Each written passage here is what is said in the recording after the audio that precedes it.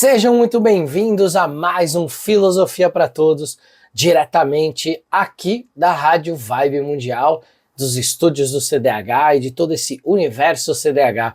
Hoje eu quero trazer para vocês uma ideia que é como seria viver hoje sobre uma filosofia que era aplicada por um povo mais antigo que o nosso, ou um povo que ainda existe, mas que acabou se misturando ali por causa da sua colonização.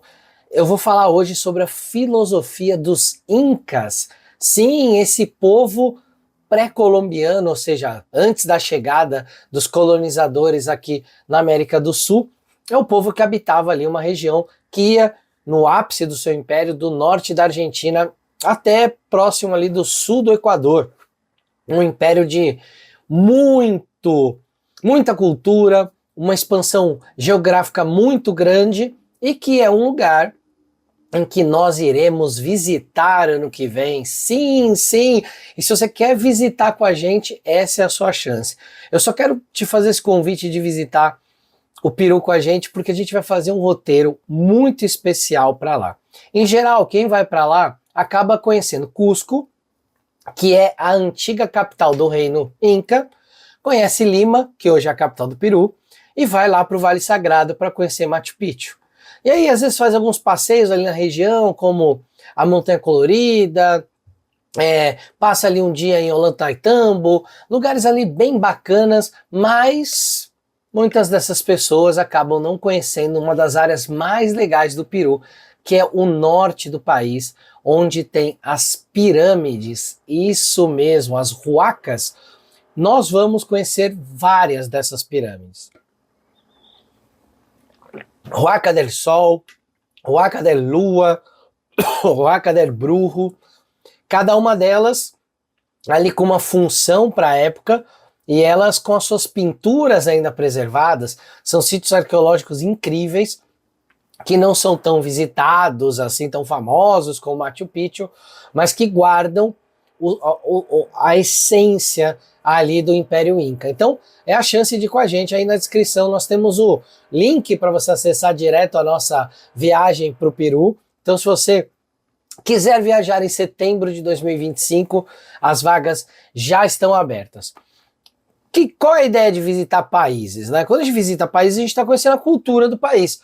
Só que lá no Peru, a gente vai acabar conhecendo um país que foi colonizado, um país que de alguma forma teve a chegada dos espanhóis, se eu não me engano, 1542 ou 1534, foi um desses 2 anos, os espanhóis chegam lá e começam a dominação, já aproveitando que estava rolando ali uma guerra civil entre 2 herdeiros do trono, e eles acabam aproveitando isso para que a parte militar domine o Peru de alguma forma.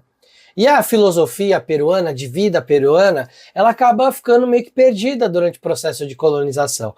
Alguns aspectos ainda sobreviveram, mas pouca coisa, perto do que era aquele império que tinha sistemas de aqueduto, sistemas astronômicos, enfim.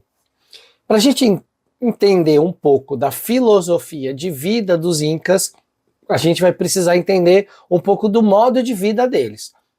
Eles então viviam em cidades que eles construíam com sistemas de distribuição de água, com captação de água, né? Então essa distribuição, com esgoto. Eles tinham lugares com agricultura extremamente avançada.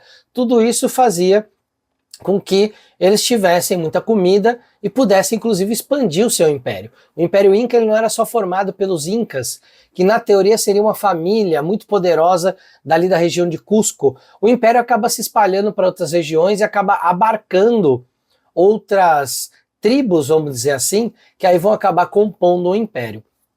E eles tinham algumas coisas que eram muito especiais para eles e que vão entrar no campo do sagrado, e dentro desse campo do sagrado vão começar a de alguma forma moldar a ética deles. Eu vou dar um exemplo para vocês. Eles têm a chicha, que é uma bebida que ela é fermentada e ela é produzida pelos povos, obviamente, os incas, ou os povos que ainda até hoje habitam a Cordilheira dos Andes, e elas, pelo menos a datação que a gente tem, né, mais antiga é da produção na época do Império Inca, e ela é uma bebida feita a partir da fermentação de alguns cereais, mas a base dela é o milho. E o nome chicha, por exemplo, provavelmente veio de chichabi, que seria algo que significaria milho. Essa espécie, então, de bebida, ela não era só uma bebida famosa para eles, mas também uma bebida que era considerada sagrada. Porque para os nossos queridos incas, existiam 3 coisas ali que ajudavam a manter os mundos conectados, que era a água, o sangue e a chicha. Então a chicha a gente já aprendeu que é uma bebida fermentada do milho, que data lá do Império Inca, que existe até hoje, é produzida pelos povos da Cordilheira dos Andes. A água, ela era extremamente sagrada, bom, porque ela é um item de sobrevivência indispensável, e era um item que não é tão fácil de você ter uma captação. Então, trazer água para as cidades, para os povos, era muito importante. E o sangue, porque ele era um fluido que era o símbolo da vida. Por isso que a gente tem lá os relatos de sacrifícios, onde alguém se sacrificava, participava desse sacrifício para entregar o seu sangue a um Deus, para apaziguar esse Deus, para trazer chuva, para melhorar a colheita, enfim. Era uma espécie de capacidade. O sangue, além de ser energia vital, ele é como se fosse também uma forma de interligar os mundos. Que mundos são esses, Léo, que você está falando? Bom, os nossos queridos incas acreditavam que o universo ele era dividido em 3 mundos. O primeiro chamava Hanampacha, que é um mundo celestial, seria o céu, como a gente está acostumado a chamar nas religiões, e lá os deuses habitariam, deuses como o Sol, o famoso deus Inti, que inclusive o Sapa Inca era o nome do imperador Inca, o Sapa Inca, ele era considerado um filho direto do deus Sol, do deus Inti, e lá também, então, além dele, habitavam outros seres sagrados, os outros deuses, deuses como Pachamama, que era a deusa da terra, por exemplo. O símbolo desse mundo, então quando a gente vê esse tipo de simbolização na arte inca, é o condor. E ele representa justamente a conexão do céu com a terra. Para os incas, então, o condor era um animal sagrado, porque ele fazia esse trânsito entre esse mundo superior, que era o Hanampacha, e o mundo do meio, que é o Kaipacha. Kaipacha é o mundo onde a gente vive, onde vivem os humanos, onde vivem as plantas, onde vivem os animais. E aí o puma é o símbolo desse mundo, que representa que para viver aqui nós precisamos das habilidades do puma, principalmente da força e da coragem. Então olha só, a gente começa já a perceber que força e coragem eram princípios éticos muito importantes para os incas. Afinal, eles representavam o mundo onde a gente vive com o puma para ser um símbolo dessa força e coragem. Mas existia mais um mundo ainda, que era o Uku-Pacha. Era o mundo de baixo, o submundo, a terra dos mortos, o lugar onde estava abaixo da superfície da terra e do mar. E aí o símbolo desse mundo era a serpente, que para os incas representava, óbvio, um ser que transitava embaixo da terra, através de tocas, por exemplo, mas que também representava transformação, sabedoria e renovação. Olha que bacana, né? Então, a cobra tem o poder de largar a sua pele para trás para poder crescer, como se ela largasse o passado que não interessa mais, para ela se tornar maior. Então representava essa transformação, essa renovação também, e a sabedoria de um ser que é sábio, de um ser que sabe que para crescer ele precisa de alguma forma jogar as coisas para trás, jogar o passado, aquilo que não serve mais. Então, na própria construção da criação mitológica desses mundos, que a gente vai chamar de cosmogonia, essa era a visão que os incas tinham com relação ao mundo. Então, a gente tem um mundo superior, dos deuses, com o condor como símbolo, o nosso mundo representado pelo puma, força e coragem, e o mundo subterrâneo representado pela cobra ou pela serpente, transformação, sabedoria e renovação. Olha que bacana. Esses eram os três mundos que tinham conexão entre eles, o mundo humano, o mundo espiritual e o mundo natural. E aí o que fazia o fluxo, o que fazia a conexão eram justamente os fluidos que eu falei, a chicha, a água e o sangue. Então olha que bacana como essa divisão começa a moldar. Os incas então, eles tinham crenças em alguns deuses. Como eu já disse, o Inti, que é o deus Sol, que protegia a casa real, o Sapa Inca, como se fosse um faraó, filho do deus Sol, ele era o deus mais importante nesse sentido, e era inclusive, olha que bacana, era entendido pelos incas que era ele que fazia as plantas florescerem. Os incas, então, entendiam que o Sol era responsável pelas plantas florescerem. Não tinham, acho que, provavelmente ideia ainda do que era uma fotossíntese, do que era radiação solar, mas já entendiam que o Sol era responsável por isso. Eles tinham outro deus, que normalmente não era muito cultuado, que era Viracocha. Ele era respeitado, porque ele era o criador, senhor do mundo e de todos os seres vivos. Mas não tinha muitos cultos a ele. Aí a gente tem o deus da chuva, esse muito importante, a chuva era muito importante para as colheitas, para as plantações. Apuilapu era o nome desse deus. Temos a Pachamama, deusa da terra e das montanhas, como a gente já falou, e também Pachacamac, que era um espírito que alenta o crescimento das coisas. Esses deuses eram os principais que a gente conhece hoje dos incas, e aí esses deuses teriam ensinado para os humanos 3 princípios éticos que seriam muito importantes dentro da filosofia de vida dos incas. Esses conceitos, eles acabavam sendo a base de um sistema ético que se baseava, olha só, presta atenção, na honra, no trabalho e na lealdade aos ancestrais. Então, na honra, a gente percebe que existia um sistema ético do que era honrado, de como deveria uma pessoa trabalhar, né, ou viver na sociedade melhor. E aí tem o trabalho. Então, o trabalho para os incas, ele era importante dentro do sistema ético inca. Muitas vezes a gente pensa que essa ideia do trabalho, que o trabalho dignifica o homem, que o trabalho honra o homem, que isso vem da religião cristã. Não é verdade. Vem também, claro, mas vem de outras mitologias e outras religiões. A própria ética inca, ela olhava para o trabalho como uma forma de tornar aquele ser humano honrado. E por fim, olha que bacana, lealdade aos ancestrais. Ou seja, não era para você trair a memória de seus ancestrais, era para você entender, inclusive, que seus ancestrais fizeram com que você chegasse a estar vivo nos dias de hoje, com que você fosse essa pessoa que aí está, que não é só fruto dos seus pais, seus avós, mas de uma humanidade inteira que veio antes de você, para que você pudesse existir. Dito isso, tinham os 3 princípios que então vão guiar como alguém poderia ser honrado, qual é o jeito de trabalhar e como ser leal aos ancestrais. O primeiro conceito, bem básico, ele chamava ama sua. E é uma tradução assim, seria não seja um ladrão. Ou seja, não roube de ninguém, não obtenha coisas que não são suas. Então a gente já começa a perceber que para ser honrado, você não pode roubar nada de ninguém. Talvez para nós isso pareça muito óbvio, mas é um sistema desse ético que normalmente regula as leis de um país.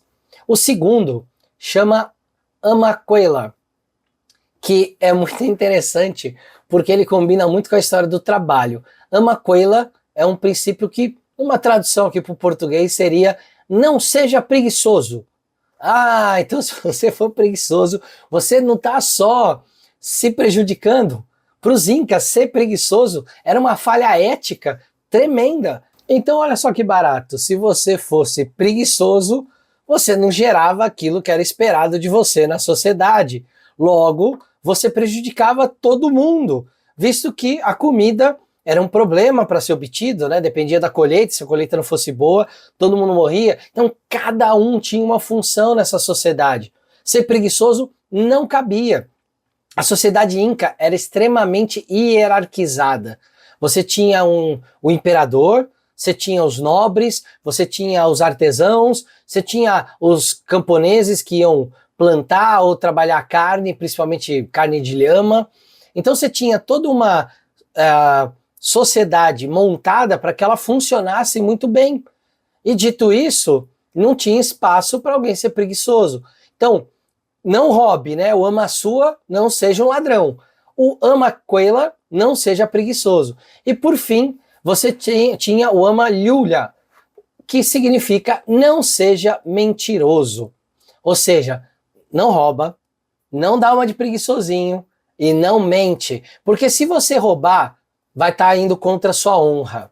Lembra? Honradez, trabalho, lealdade aos ancestrais. Se você roubar, vai contra a honra. Se você for preguiçoso, vai contra o trabalho. E se você for mentiroso, você vai prejudicar a lealdade aos seus ancestrais. Porque os seus ancestrais fizeram o melhor que eles podiam. Foram éticos. Trabalharam. E aí vem você e vai mentir? Ai, ai, ai, ai, ai. Não é isso que seus ancestrais querem de você, hein? Então, pensa nesses conceitos éticos tão simples, para uma vida tão mais simples, mas que para eles de alguma forma funcionava. E olha que incrível, né? A gente quando olha para uma construção que a gente tem no Ocidente judaico-cristã, e a gente traz aquela ideia dos 10 mandamentos, um dos 10 mandamentos é o não matarás, né? E aqui você não vê, dentro dos princípios éticos incas, o não matarás, porque a galera se matava. A galera ia para a guerra, conquistava. O Império Inca foi um império que se expandiu muito por conquista militar. Então esse não matarás provavelmente devia rolar, mas devia ser só ali entre a galera mais próxima ali de Cusco, de onde era a capital do Reino Inca, beleza? Uma outra coisa também muito importante é a questão do sacrifício humano. Isso era uma crença cultural de que se você sacrificasse alguém para os deuses iam te atender. A base disso tudo, eu já falei, era o sangue. O sangue ele não é só considerado uma força vital que anima o corpo. Para os incas, ele ia além disso. Então, olha só, para outras culturas, o sangue ele era uma forma de entregar a vida para que aquela vida, aquele sangue desse vida a um pedido ou a algo que aquele povo quisesse. Mas, no caso dos incas, o sangue ele ia além disso. Ele era, como eu já expliquei, um fluido que conectava os três mundos. Então, se eu queria falar com os ancestrais, eu precisava falar no submundo. Então, eu ia lá e eu, de alguma forma, usava o sangue para chegar nesse submundo. Se eu quisesse, que era o Ukupatya, lembra que a gente falou? Se eu quisesse falar com alguém que estava no céu, um deus que está lá em cima, sei lá, o deus da chuva, que é o Apu-Lapu, eu ia usar o sangue para essa comunicação com ele, porque ele estava no mundo lá de cima, que é o Hanampatya. Então o sangue ele ia muito além dessa crença que a gente tem, mata alguém porque eles são ignorantes, e aí mata alguém para falar com os deuses. Não, primeiro isso era uma crença religiosa. Segundo, que no auge do império, as pessoas elas eram candidatas a serem sacrificadas. Por que elas eram candidatas? Porque a maioria das mitologias, e a Inca não escapa disso, quando você morre, você tem que passar por uma espécie de julgamento, purgatório, um limbo, um umbral, alguma coisa assim para poder largar para trás aquilo que não serve e chegar no tal do céu. Então, chegando no céu você vai conhecer os deuses vão te agraciar e aí você pode ocupar o seu lugar devido, seja no céu, no caso, por exemplo, sei lá, do cristianismo, ou seja, no mundo subterrâneo, no Kupatya, que é o lugar onde os mortos andavam para os incas. Mas para chegar nesse lugar, você precisava passar por algo. E esse algo, às vezes, a ideia é que você ia ficar lá muito tempo, purgar seus pecados, deixar para trás ou fazer reflexões das vezes que você foi ladrão, foi preguiçoso, foi mentiroso. Então era um lugar de purificação. Quem ia para o sacrifício não precisava passar por esse lugar. Ia direto encontrar os deuses. Então era muito sedutor chegar e falar, eu acho que eu já fiz muita besteira, deixa eu dar uma limpada, porque se eu for ficar nesse lugar, esse purgatório, vai ser ruim para mim, eu vou ficar muito tempo, vou sofrer muito, e deixa eu ir lá para dar um jeito. Isso acontecia, tinham pessoas, claro, que não tinham esses pecados, vamos dizer, de roubar, de ser preguiçoso, de ser mentiroso, mas que se dispunham porque queriam encontrar os deuses. E uma coisa que era comum também era o sacrifício de crianças. Então, esse talvez seja o mais difícil, porque as crianças não tinham muita noção da religiosidade. Algumas tinham e falavam, eu quero ir, eu quero encontrar os deuses. Algumas não. E eles faziam porque como se o sangue da criança fosse mais puro, não tivesse falhado nos 3 princípios éticos, né? O ama sua, o ama coela e o ama lulha. Então eles, como se a criança fosse mais pura nesse sentido. Então o sangue da criança era um conector muito melhor. Só que existem relatos, claro que esses relatos vêm dos padres espanhóis, não são dos incas, que muitas crianças iam chorando na hora do sacrifício. E que essas lágrimas, inclusive, faziam parte do ritual. Elas eram consideradas sagradas e elas ajudavam a fazer a conexão também, como se fosse um fluido através da água, da energia vital, com os mundos subterrâneos ou os mundos superiores. Então o sacrifício de crianças acontecia, ou pelo menos foi assim que os padres espanhóis narraram, pode ser que não, mas arqueólogos que estudam a cultura levam a crer que sim, que isso realmente aconteceu. Quando o Império, e aí isso não vai acontecer só com o Inca, a gente vai observar isso com os maias, com os astecas, quando esses impérios começam a ter suas quedas, e isso, alguns deles, inclusive antes até da chegada dos espanhóis, como é o caso do Inca, né, que estava em guerra civil, já estava ali num momento meio de queda, que aí esses sacrifícios deixam de serem voluntários e passam a serem compulsórios. É como se uma tribo lá que foi dominada, que não estava sobre aquele império, aquela tribo, ela passa agora a fornecer pessoas para que sejam sacrificadas para os deuses da agricultura, do sol, da chuva. Existem relatos de dias assim de sacrifício religioso em que muitas pessoas foram sacrificadas, para que muito sangue fosse usado, para que realmente a conexão acontecesse através do fluido e o Deus pudesse ouvir as pessoas. Isso, de novo, é algo que tem indícios arqueológicos, mas muito disso também vem dos padres espanhóis que estavam lá na época, e a gente nunca sabe se eles estavam falando essas coisas de forma exagerada para chocar as pessoas na Europa e as pessoas acreditarem que realmente eram selvagens que moravam ali e que se eles fossem mortos, tudo bem. Olha só que bacana, então, a gente tem um povo que viveu aqui na América do Sul, pegou ali a região, como eu disse, do norte da Argentina até o sul do Equador, habitando ali a região da Cordilheira dos Andes, e um povo que tinha sua própria ética, e uma ética que não teve, até a chegada dos colonizadores, nenhuma influência, por exemplo, judaico-cristã. Então, tinha uma mitologia própria, tinha um entendimento de que o mundo era dividido em 3 mundos, e tinha uma base ali de serem honrados, de serem trabalhadores, e serem leais aos seus ancestrais, que eram regulados por 3 princípios éticos básicos. Não seja um ladrão, não seja um preguiçoso e não seja um mentiroso. Então, esses 3 sistemas regravam a vida dos incas naquela época. Gostou? Quer conhecer mais? Quer saber mais sobre o Império Inca? Quer ver isso ao vivo? Comigo, explicando para vocês coisas que eu só vou explicar lá. Quer viver experiências religiosas, espirituais e místicas únicas lá? Bora com o CDH pro Peru. Aí no link da descrição tá o nosso site do CDH Viagens, do Universo CDH. Lá você tem todas as informações, valores, datas, tudo direitinho. Um beijo no seu coração e a gente se vê até o Peru.